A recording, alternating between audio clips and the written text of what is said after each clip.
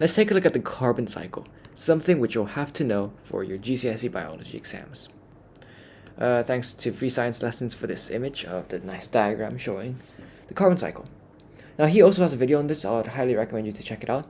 I'm just simplifying this in my own words to help myself revise in future, but it might also help you guys, so why not make a video.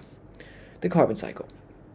All the carbon within the carbon cycle, essentially, it begins with the carbon dioxide that's pre-existing, that's already within the atmosphere. Okay? And the only point of entry for carbon dioxide into the carbon cycle, so this diagram, I'll explain as we go, is explaining the carbon cycle. The only point of entry for carbon dioxide to enter through is through photosynthesis.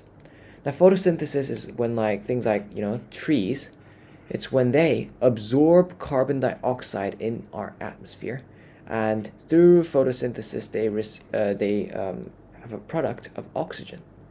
So this is why plants are incredibly important, because they take in carbon dioxide, which we have way too much of in our atmosphere, and they release oxygen, which is something that we all need. That's why plants and trees are incredibly important. So these plants, it's the point of entry for the carbon cycle. So these plants absorb carbon dioxide through photosynthesis. But plants respire at night because there's no sunlight, right? Remember, in order to do photosynthesis, you need sunlight. So when there is no sunlight at night, they respire just like us. They take in oxygen and release carbon dioxide. But of course, they release less carbon dioxide than they take in, which is what makes them so important. Now, what happens to the carbon dioxide that's absorbed? Well, it's stored within the plant, like in the trunk of the tree. It's stored within the plant. And that's why deforestation is so terrible.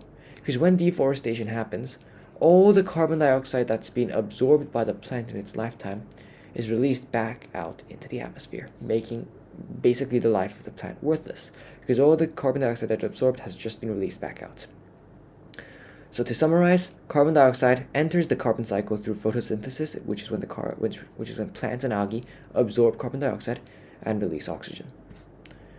But also at night, plants respire, so they take out release carbon dioxide. They release carbon dioxide, but of course it's much lower in amount compared to photosynthesis.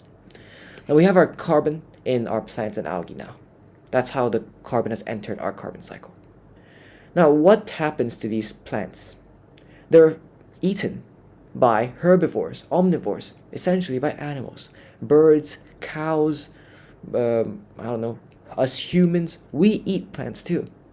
And as we feed on these plants, the carbon is transferred. By the way, the carbon, it's in the form of glucose in plants. And that glucose, which is carbon, gets transferred into the animals that eat it. So for example, if a cow eats the grass, it's going to get the glucose and the carbon. And when the cow respires, it's going to release CO2 back out into the atmosphere. Respiration of the plants also release CO2 back out. Now the cow now has the carbon. But animals, they also eat themselves, right? Cows have predators. Maybe lions eat them. Or maybe us, humans, eat them. And when we eat them, we also get the carbon in plants to us. When we, as humans, also eat plants itself, like carrots maybe, we also get the carbon from them. So we get carbon. So predators of the animal, they get the carbon from the other animals, and the animals can get carbon from the plant itself too. Now, living things, everything, creates feces, right? Feces are decomposed by decomposing microorganisms. And also when plants and animals, when we all die, we become corpses, right? We all decompose. And our dead remains are also decomposed by these microorganisms. Now, the important thing about these microorganisms is that they require sufficient oxygen to function. If they don't have enough oxygen, they won't decompose the microorganisms.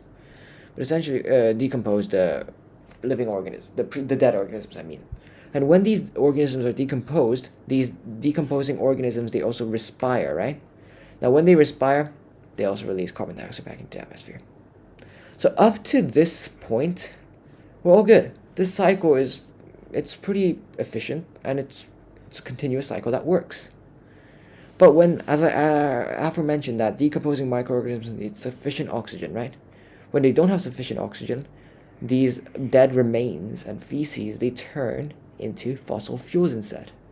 Fossil fuels are things like oil, natural gas, coal, etc. Now, when these things happen, up to here, everything is fine. We're okay with this. So the carbon dioxide is stored underground. And this, by the way, this process of fossil fuels being created takes millions of years. And these fossil fuels are fine. And we had a natural good balance up to here. And sometimes these fossil fuels would combust naturally, and they would release carbon dioxide. But within the past maybe 200 years or so, what we humans have been doing is we've been excavating these natural resources, and we started to combust them ourselves. And this kind of ruined the balance of things. We've discovered that these contain so much energy that we can use it to power our cars, power our power plants, our electricity, to do everything basically. And we've been burning that. Energy is all good and all, but the byproduct of that was excess carbon dioxide. So this stored fossil fuels, we've been burning it in excess, creating too much combustion. And combustion is basically just burning it, releasing way too much carbon dioxide into the atmosphere. And also, we farm animals, right? We have like billions of cows, billions of chickens. It's not natural to have this many plants, chickens, and stuff, right? These also respire too much. And also methane, you've probably heard this from cows. So humans are kind of destroying this natural balance of things. But I hope this explains the carbon cycle. And you know what it is now. Thanks for watching.